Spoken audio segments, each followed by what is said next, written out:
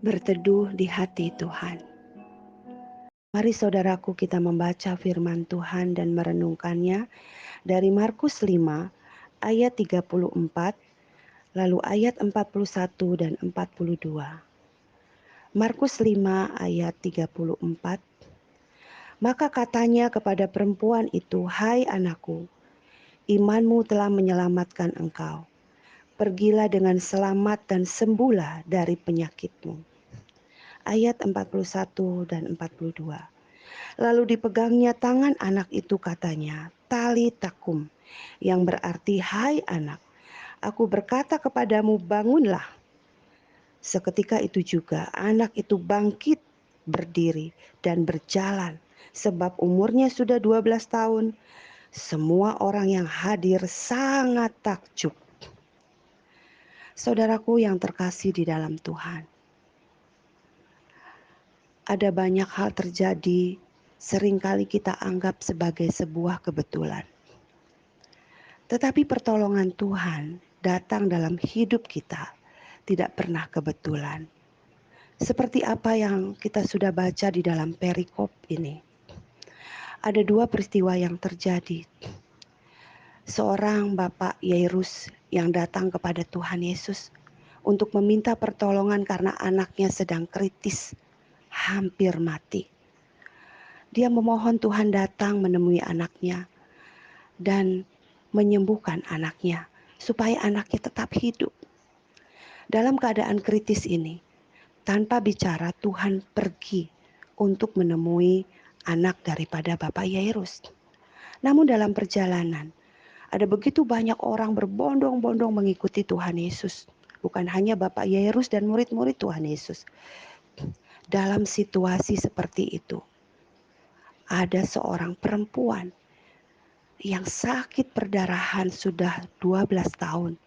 Dia sudah pergi ke tabib, berbagai-bagai tabib, tetapi tidak bisa menyembuhkan penyakitnya. Dalam keadaan diam, dia tidak berteriak kepada Tuhan untuk meminta kesembuhan dari Tuhan Yesus. Tetapi dengan diam-diam dia berkata di dalam hatinya, asal aku memegang ujung jubah Tuhan Yesus, aku pasti sembuh. Lalu ajaib saudara, setelah dia memegang ujung jubah Tuhan Yesus, dia merasakan tubuhnya mengalami kesembuhan dari Tuhan. Ya benar, dia sembuh saudara. Seharusnya sudah selesai bukan? Karena perempuan ini sudah mengalami kesembuhan tanpa harus berbicara kepada Tuhan Yesus. Dan Tuhan Yesus pun harusnya tidak perlu untuk memperhatikan keadaan ini bukan? Toh perempuan ini sudah sembuh. Sekarang yang penting Tuhan Yesus segera menolong anak Yairus yang sedang dalam keadaan kritis. Tetapi saudaraku, tidak itu yang dilakukan Tuhan. Cara Tuhan menolong umat Tuhan, menolong setiap kita sangat spesial. Tuhan tidak membiarkan perempuan itu. Tetapi Tuhan mulai bertanya kepada murid-murid, siapa yang pegang ujung jubahku? Murid-murid berkata, ya Tuhan, ini suatu hal yang sangat normal. Siapa yang bisa kita tahu siapa yang megang jubah Tuhan Yesus? Karena banyak orang di sini berdesak-desakan, sangat wajar bukan? Kalau ada orang yang memegang jubah Tuhan Yesus. Tapi Tuhan Yesus mengatakan tidak, ada sesuatu yang sangat spesial. Ada seseorang pribadi yang memegang ujung jubahku. Saudaraku, di sini perempuan yang mendengar pertanyaan dari Tuhan Yesus ini, dia sadar Tuhan Yesus sedang tertuju kepada dirinya. Dengan takut dan gemetar, dia sadar bahwa orang itu adalah dirinya. Lalu dia tersungkur di kaki Tuhan dan mengatakan, apa yang terjadi atas dirinya? Lalu apa yang Tuhan Yesus lakukan?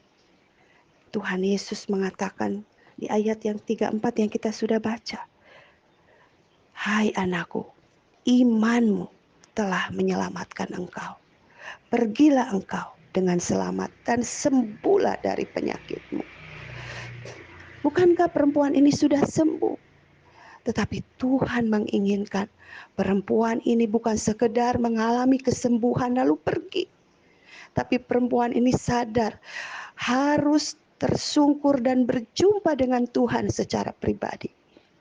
Saudaraku, kesembuhan terjadi atas kehendak Tuhan dan cara Tuhan, bukan atas kehendak perempuan yang sakit perdarahan ini.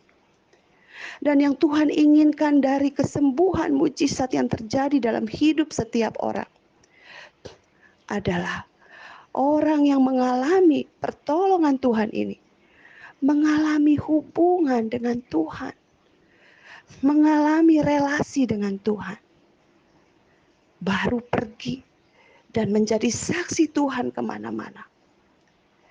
Lalu setelah itu, saudaraku, terjadi peristiwa yang mengejutkan.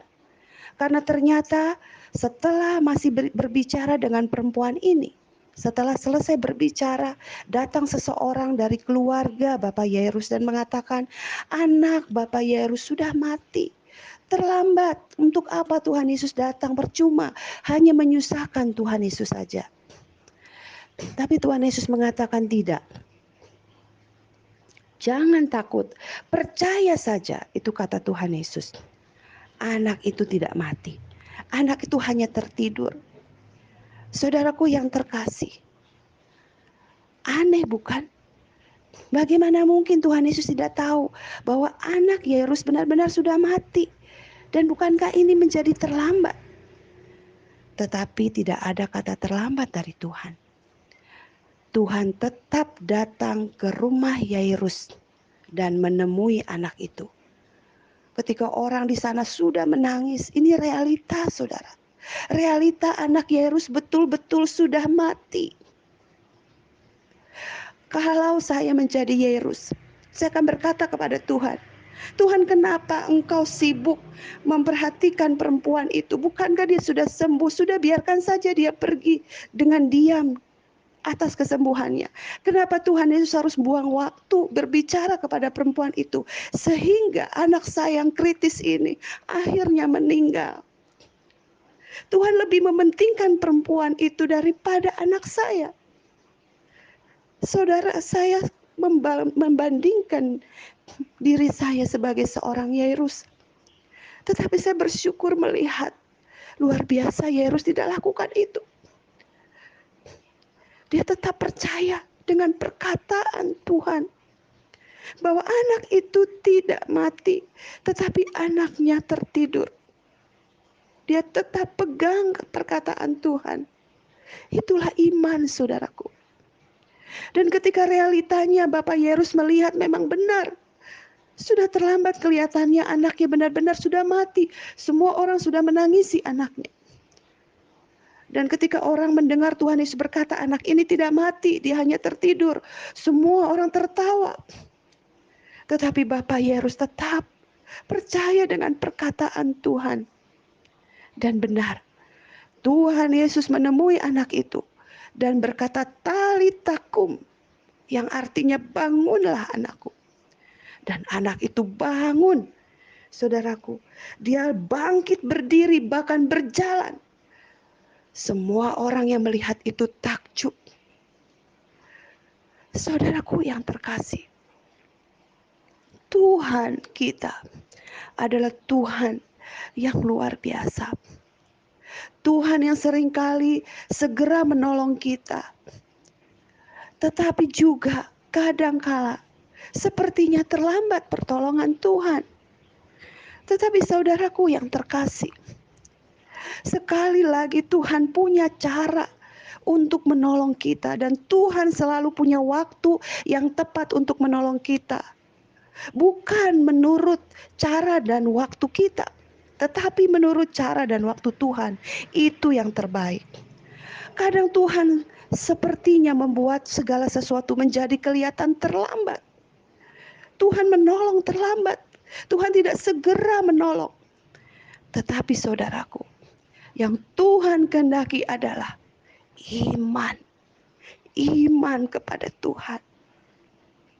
Perempuan yang sakit perdarahan, Tuhan katakan, imanmu yang telah menyelamatkanmu. Bapak Yairus juga beriman kepada Tuhan. Dan anaknya yang sudah mati dibangkitkan oleh Tuhan. Persoalan penting bukan persoalan sakit yang disembuhkan atau kebangkitan anak Yairus. Tetapi yang dipentingkan sebenarnya adalah iman dari seorang perempuan yang sakit perdarahan ini kepada Tuhan. Dan iman Bapak Yairus kepada Tuhan. Itu yang Tuhan inginkan juga ada di dalam kehidupan kita, anak-anak Tuhan.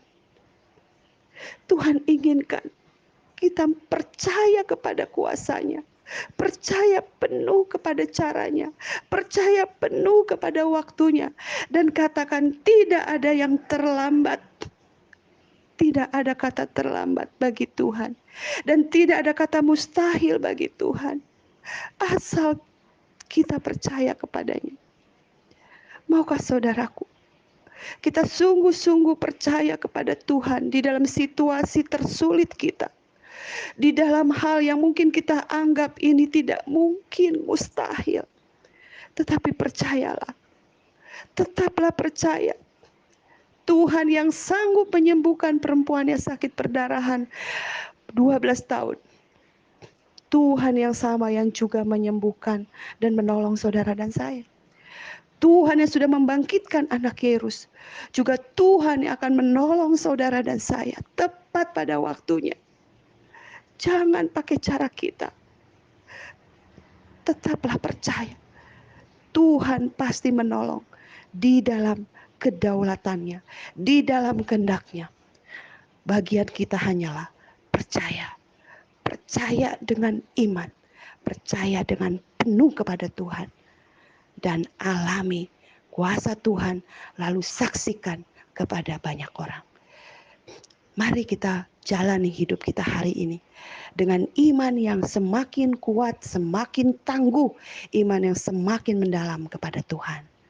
Biarlah nama Tuhan dipermuliakan melalui hidup kita. Tuhan Yesus memberkati setiap kita. Amin.